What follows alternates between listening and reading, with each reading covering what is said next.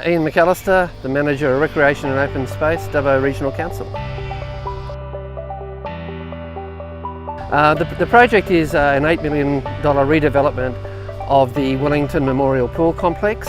As part of the development, we're going from a 6-lane pool to an 8-lane pool, and we'll also be installing a new splash pad and a toddlers pool for the Wellington community.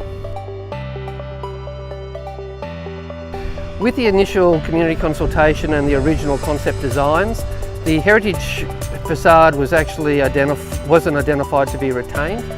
However, as we moved through the project, the community identified that they would really like to have the facade retained. So this resulted in a need to redesign the area behind the pavilion and facade, and this changed the levels significantly as we had to comply with access and mobility standards. The other issue is that we've also got a large number of services that now have to run within the structural root zone of the tree, and this would necessitate the roots being severed, and this would cause the tree to become further destabilised. As a result, the difficult decision has been made to have the tree removed.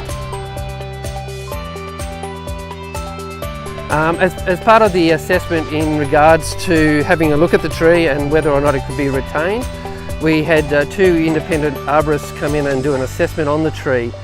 The initial report indicated that the tree should be removed because of the damage to the structural root zones, and the secondary arborist report also identified that the tree had significant ash decline already in it. This disease, once the tree has it, it's pretty much doomed, and it again has about a life expectancy of about 5 years. With the new tree that will be planted, we're looking at a couple of options in terms of species. What we are looking for is a tree that will provide a significant amount of shade very, very quickly, and to assist with that, we'll also be looking at planting a super advanced tree.